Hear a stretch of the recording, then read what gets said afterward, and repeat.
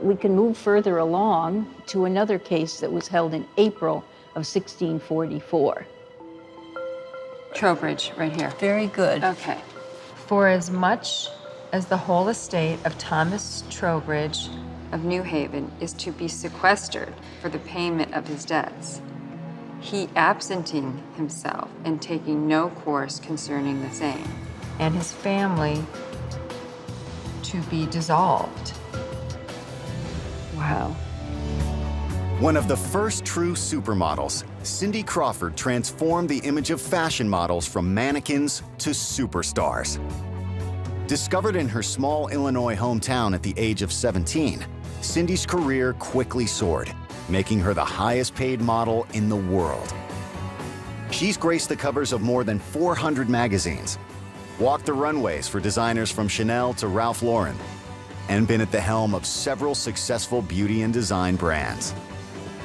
Cindy lives in Malibu with her husband and their 2 children. I grew up in DeKalb, Illinois, which is about 60 miles straight west of Chicago, and it's not really, people think maybe it's suburban, but it's not. It's small town Illinois, and it was a great place to grow up. I consider myself just like the kind of Midwestern next door neighbor girl. Kind of made a career on that, so I'm sticking with that story. But yeah, that's how I see myself. Just kind of simple life, a house you didn't lock the doors, but surrounded by family and cousins and extended family. I mean, I'm lucky because when I was born, I had all 4 great-grandmothers living and 2 great-grandfathers. They lived in Minnesota, and we would go and visit them like 2 or 3 times a year. Between Illinois and Minnesota, that's as far back as I've ever gone with my family. I have no idea how they ended up there. I always say I'm just an American mutt because I know all of my grandparents were born here, and I'm pretty sure all my great-grandparents were born here. So, I'm just like, we're like, Midwestern potato-eating people. So I guess it would be cool to have some person that was like historically relevant. Like that would be kind of cool. But the main thing for me is just like having that sense of connection to history. I'm excited about doing this for myself and also for my family. I'm especially excited to share it with my kids. I have a daughter who's in 6th grade, her name's Kaya, and I know that she has to do a big family history project. So I figure, okay, this is my daughter's project right here, and it'll be really cool. It'll, because my family, being American is great, but we all came from somewhere, and I don't have any of that. I don't have any of those pieces to the puzzle. I'm gonna start by looking into my dad's mom because she and I are very close. Her name is Ramona Hemingway. So this is me and Grandma Ramona, and I'm pretty sure this was taken at a Hemingway family reunion, probably in Mankato, Minnesota. And that's a name that I've always been really curious about. Like, are we related to Ernest Hemingway or not? Other than just it being family rumor, I don't know. This is Ramona's parents, Hazel Brown Hemingway, my great-grandma, and Frank Hemingway.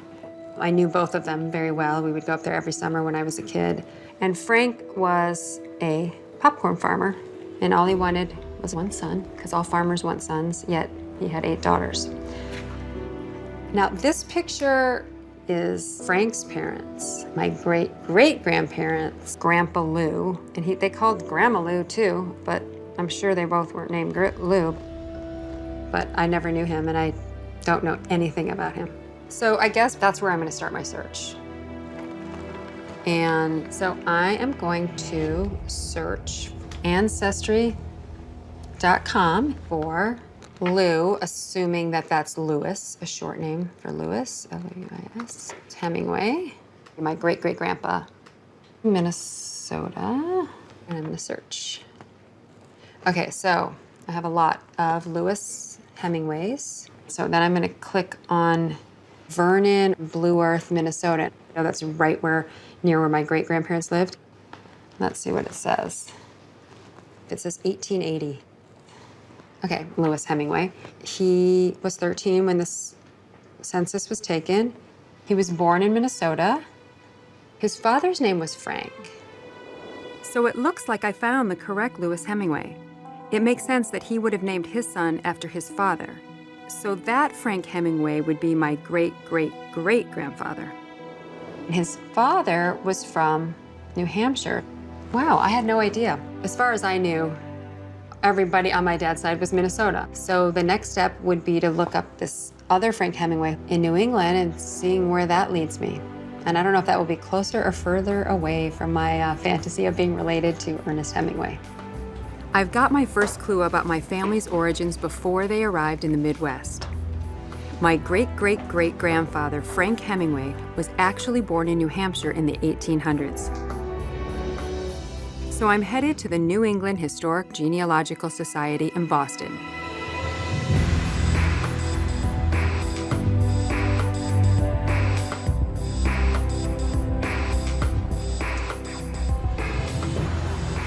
I want to see how far back I can take my family tree, so I've asked genealogist Chris Child to do some research for me.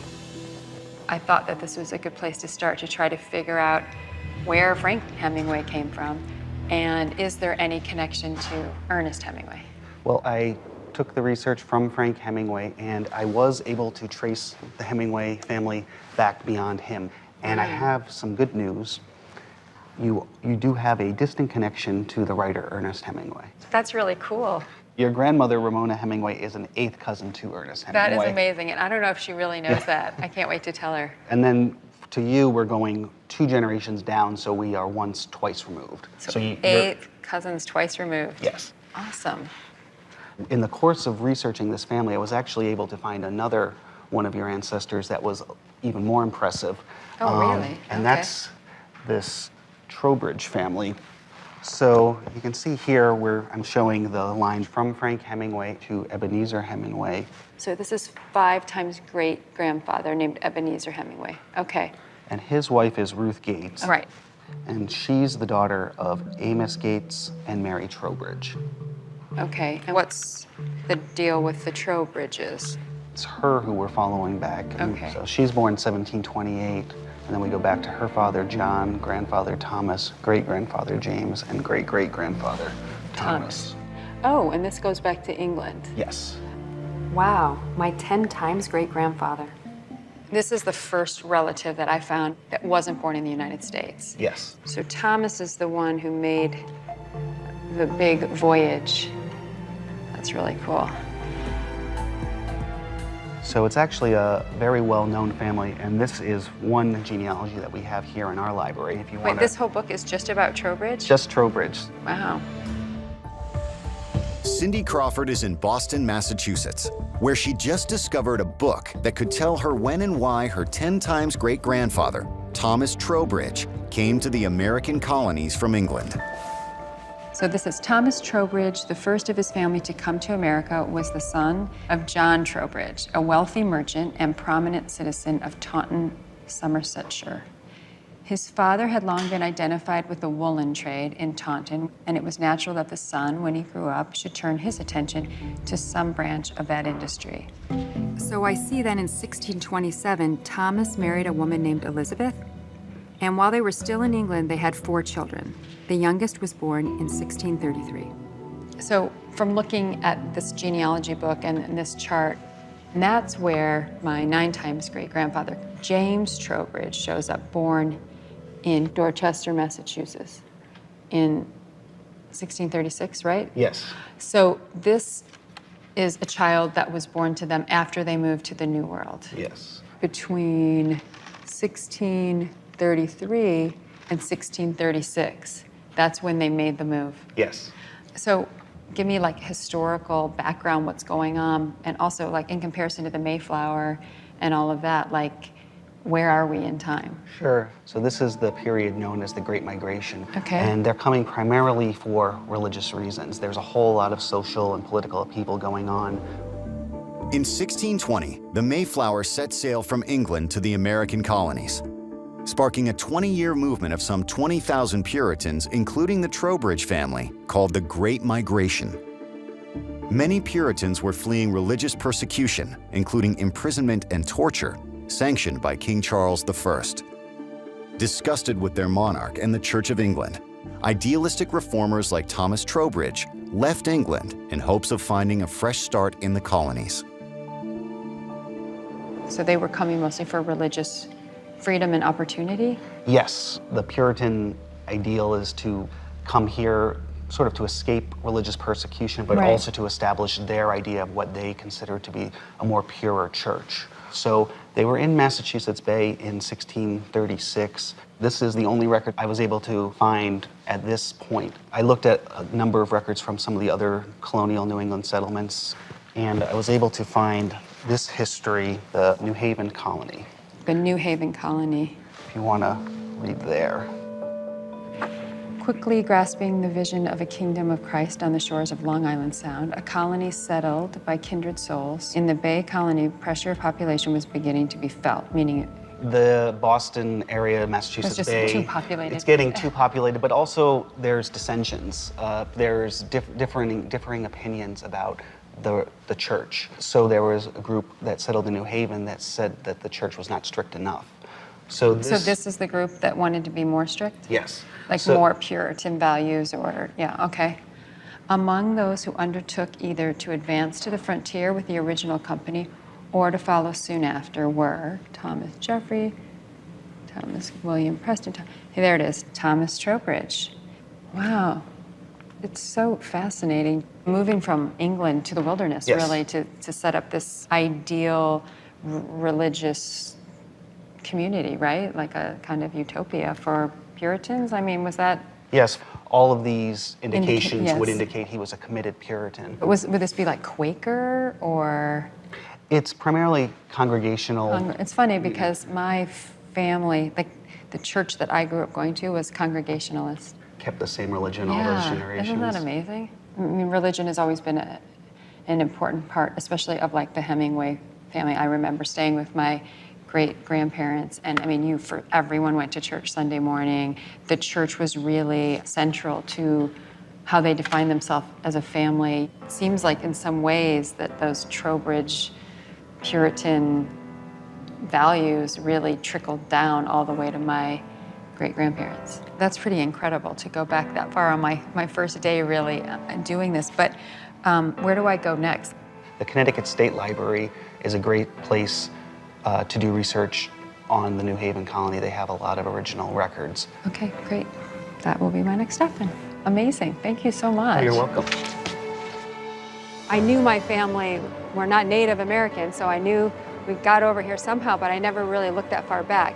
I think this sets the bar really high for a first day. I've already gone back to 1633 to find out when my family came from England here, so I'm excited to see where this journey takes me.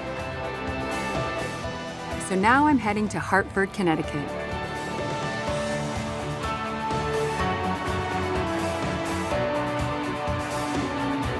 I'm curious to know what happened to the Troubridge family once they moved to the New Haven colony sometime after 1636.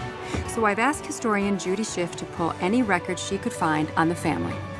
Well, I've had a chance to do some research in the records here, and there is a trail of information about Thomas Troubridge in the New Haven colony. So what is this? This is a court document that has a specific date on it, so we can follow the progress of the Troubridge family in New Haven. November 3rd of 1641. It says, "It is ordered that an attachment be sent forth to distrain the goods of Mr. Troubridge, to pay the town's rates," which would be taxes, right? Mm-hmm. "And to fulfill the demands of those persons to whom he is indebted." So what does The this mean? 17th century. He owed people money? So it shows, first of all, that he hasn't been paying his taxes or certain bills. They're actually going to go into his estate and make these payments happen. There's some problem here because he's not paying his bills. That's right. We can move further along to another case that was held in April of 1644. Troubridge, right here. Very good. Okay.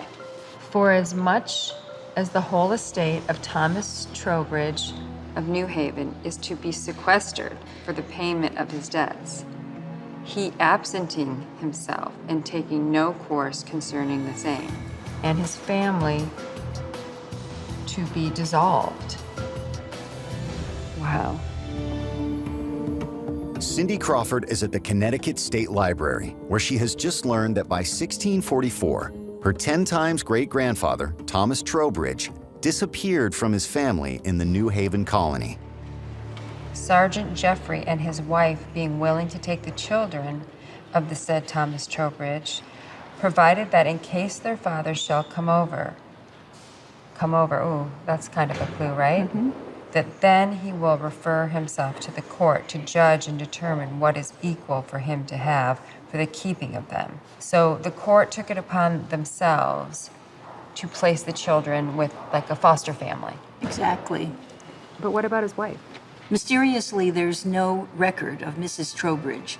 So He lost she his has wife. she has already vanished from the record. Wow. So probably his wife died, even though we Yes. don't have a record of that. Possibly, yeah.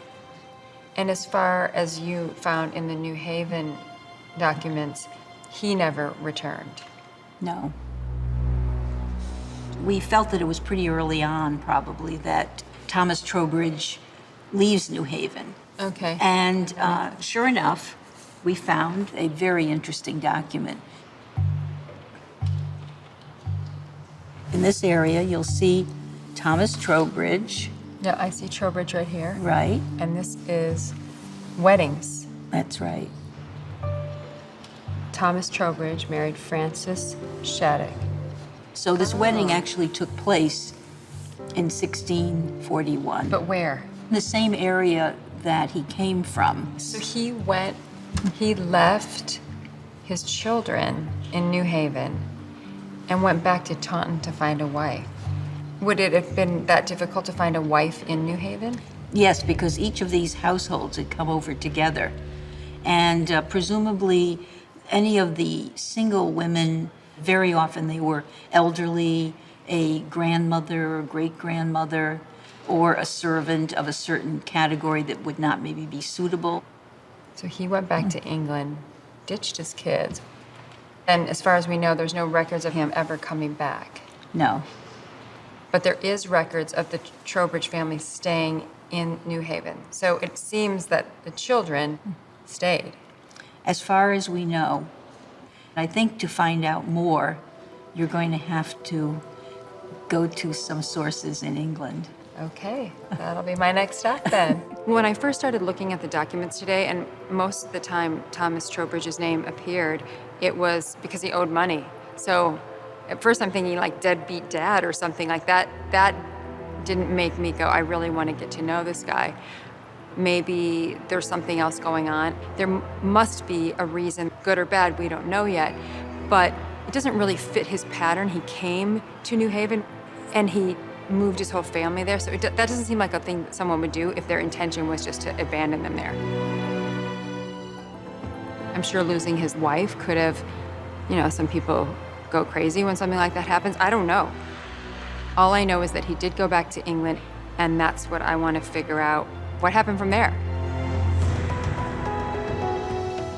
So now I'm off to Taunton, England, Thomas Trowbridge's hometown.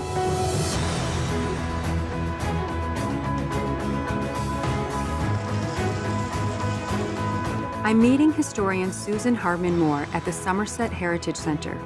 She's been looking into why my ancestor never returned to his family in New Haven.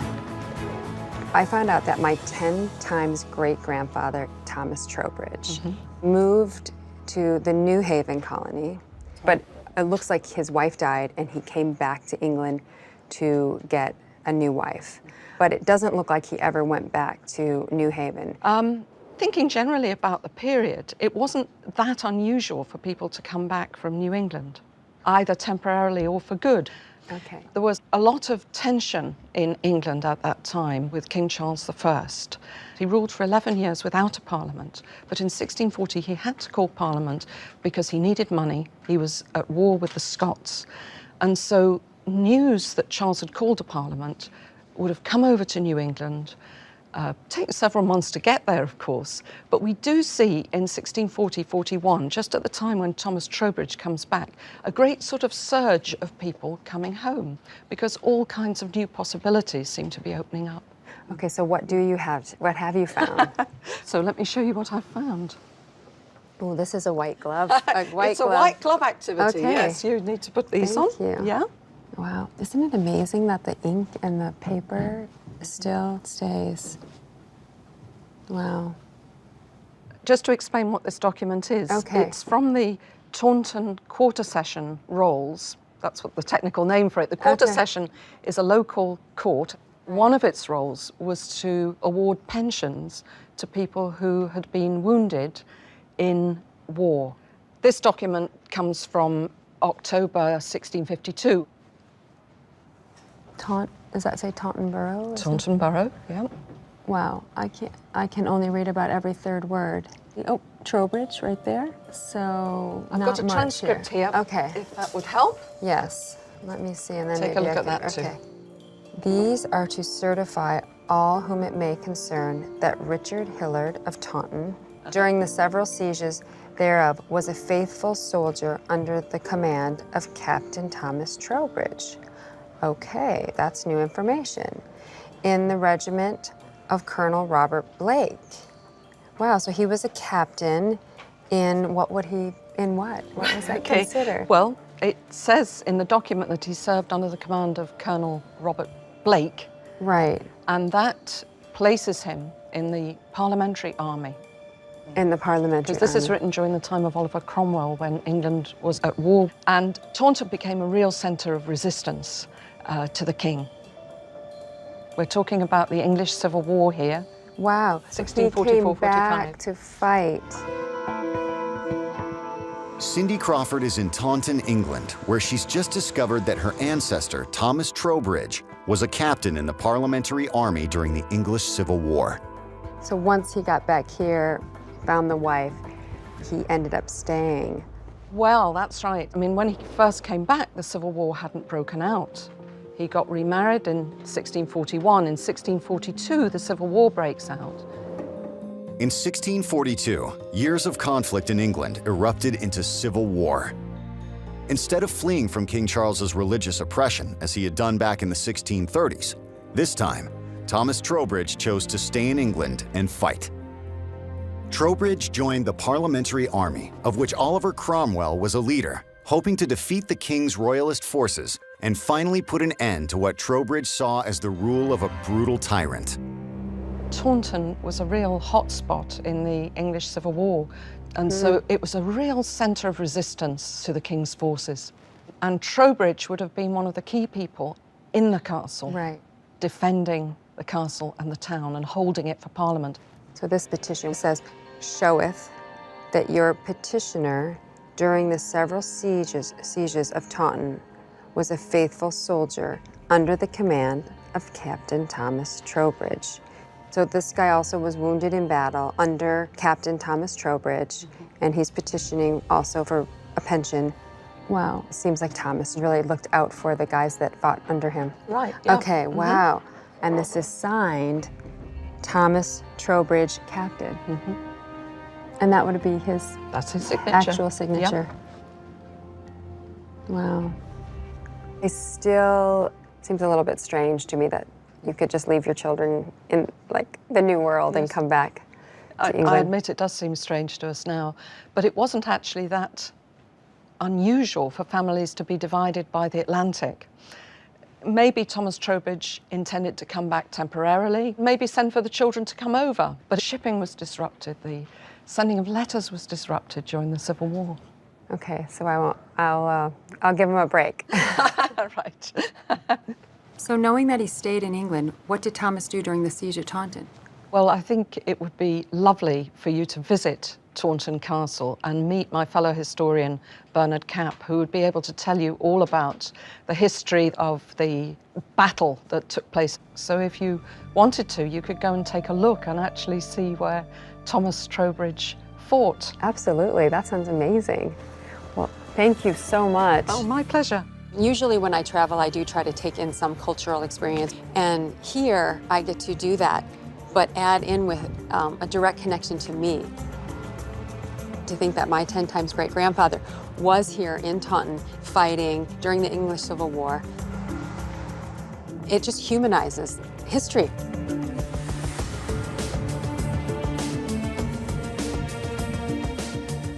I'm headed to Taunton Castle to find out more about Thomas Troubridge's experience during the siege of Taunton. Historian Bernard Kapp is here to fill me in on all the action. How are you? Hi, Cindy. Very good to meet you. Yesterday, I found out that Thomas Troubridge was a captain in the English Civil War. So I guess I'm curious, how does a siege work? Set the stage for me a little bit. What was happening in Taunton in 1641 or 42? So when Blake came in and got Troubridge and these others involved, the first task was to dig trenches, put up barricades, all sorts of things. So the castle was the ultimate stronghold and defense bastion. Bernard tells me that in October of 1644, Taunton was the only parliamentarian holdout in Somerset County, so it was targeted by King Charles. His royalist forces surrounded the town and left the citizens with no access to help or supplies. What's even more extraordinary to me was Thomas's role in the siege. As captain, he was responsible for protecting the people of Taunton during the brutal attack that lasted 7 months. To begin with, the garrison only had supplies of food or ammunition, gunpowder and so on for 3 months. So there's a real stress there. How are they going to last out? Yeah. In the last 2 or 3 months of the siege, it was tighter than ever before, which meant no food getting in. And there was desperate hunger. They were down to their very last supplies, almost out of food. They had to take thatch from the roofs of the houses to feed the horses. And they were down to the last 2 barrels or so of gunpowder. So they were very close, I guess, to having to give up in time. Wow. The Royalists did break through these barricades, so they got through most of the town. They burnt a lot of the houses. And the commander sent this final challenge or summons to Blake saying, "Surrender now and I'll spare your lives, but if you don't surrender, you'll all be massacred." Wow. Cindy Crawford is at Taunton Castle in England, where in 1645, her ancestor, Thomas Troubridge, was issued an ultimatum to surrender the castle or be killed by King Charles's army.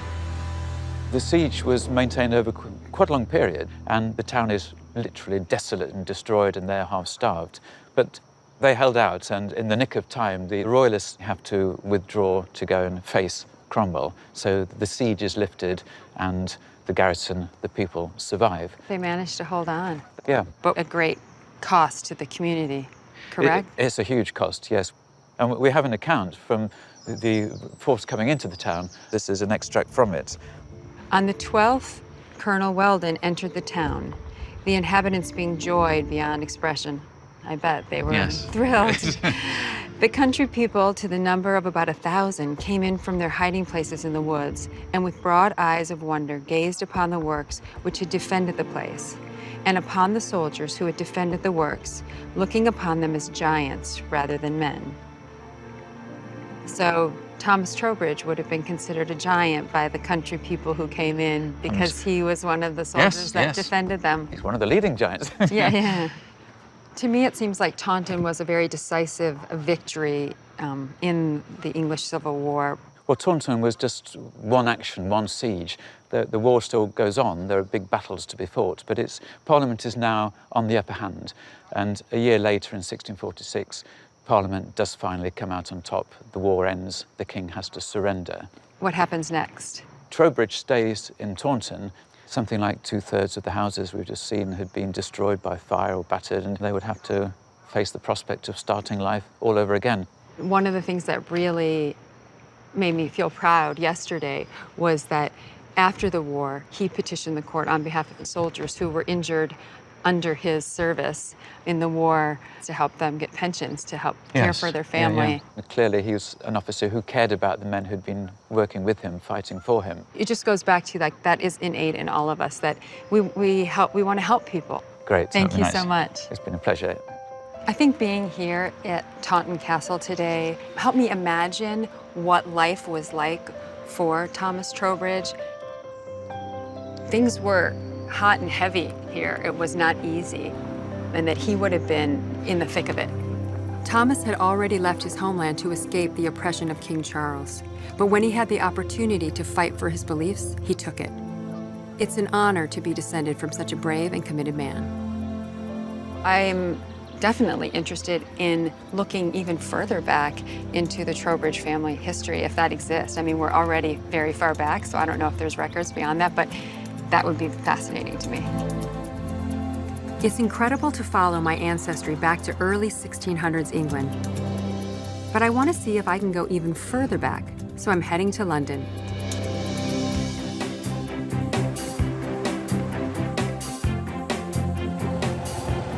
I've been in London a lot over the last, I don't know, since I started modeling, but never really come and thought about my connection to England. It makes me more curious in a way, and looking at every building and every landmark and thinking, how am I connected to that?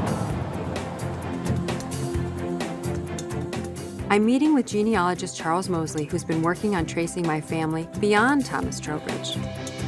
What did you bring for me? I'm excited to see what's in this scroll. Quite a bit. Let's try rolling it back and see where it takes us. But overall, over, shall we say, the next 10 generations, your ancestors are stepping up in the world, as you'll discover, by just tracing their steps.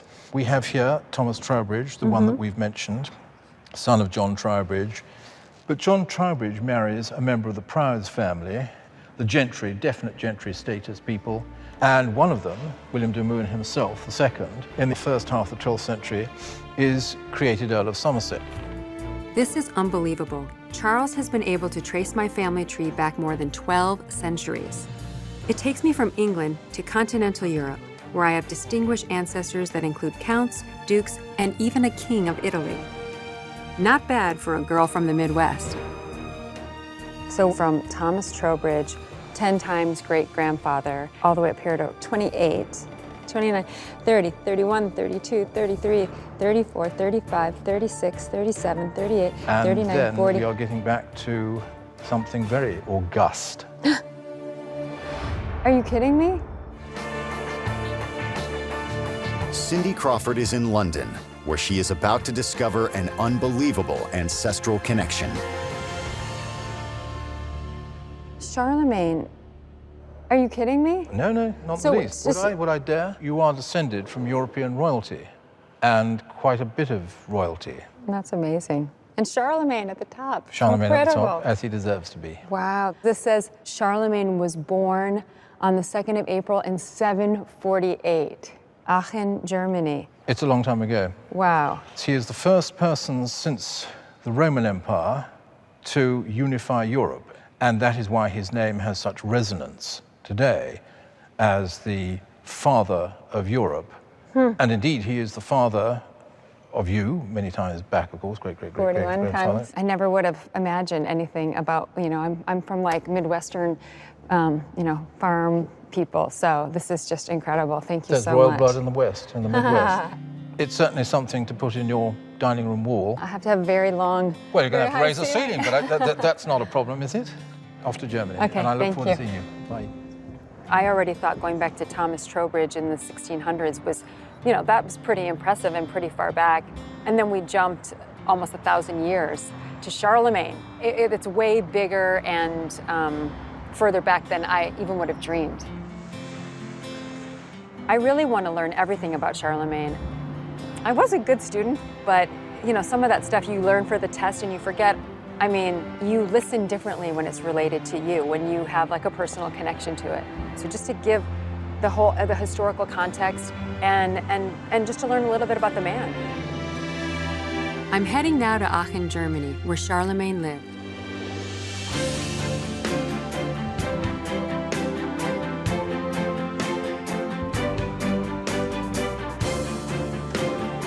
To learn more about Charlemagne's life and legacy, I'm meeting with Professor Rosamund McKitterick at Aachen Cathedral.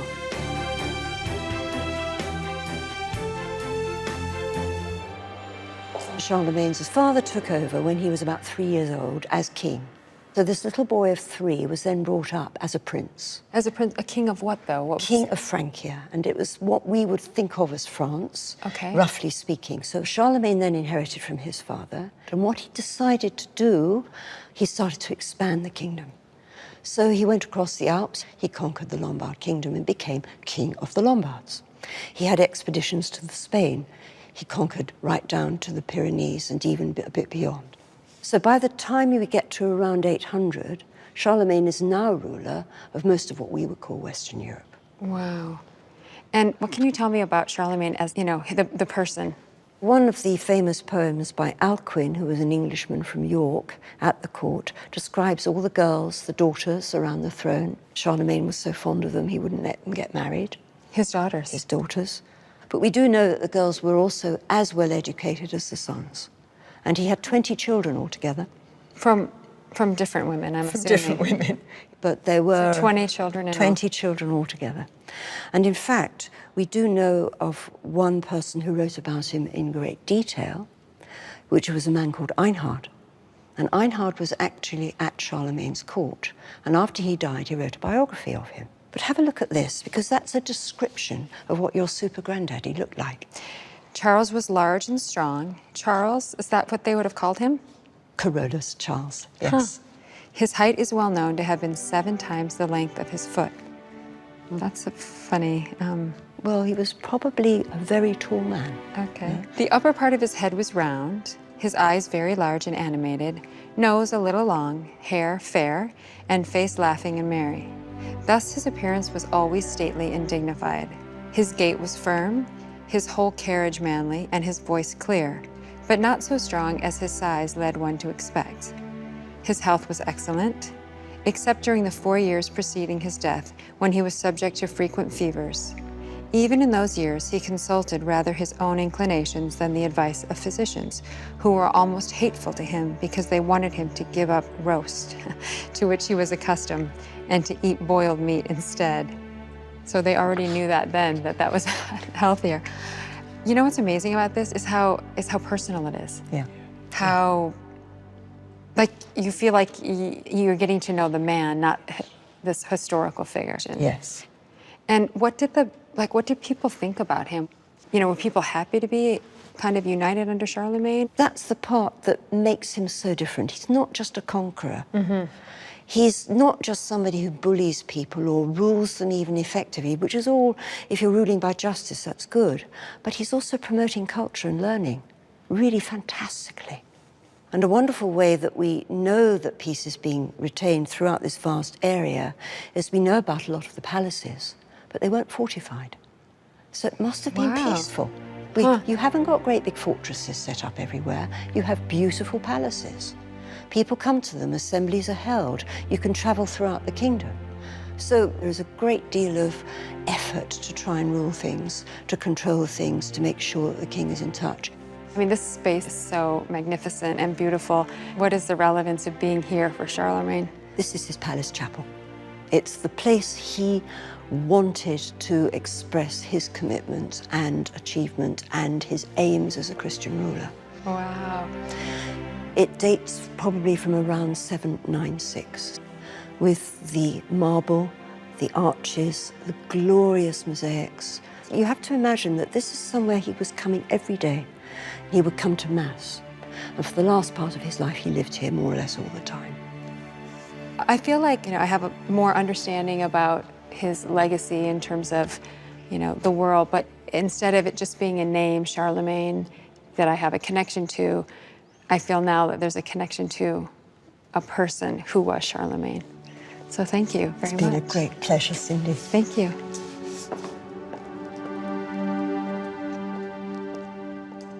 I'm still digesting the fact that, yes, grew up small Midwestern girl. The connection to Charlemagne, it is very humbling. My 41 times great-grandfather was living in the 700s. And the world was very different then, but in some ways, it makes you realize time is elastic. It can seem very long ago, but then it doesn't seem that long ago. I can't wait to share this experience with my children and my husband and the greater part of my family, because I think everyone will be so interested. Not only for them to kind of feel that they are a tiny little blip of this part of history, but also just for them to learn.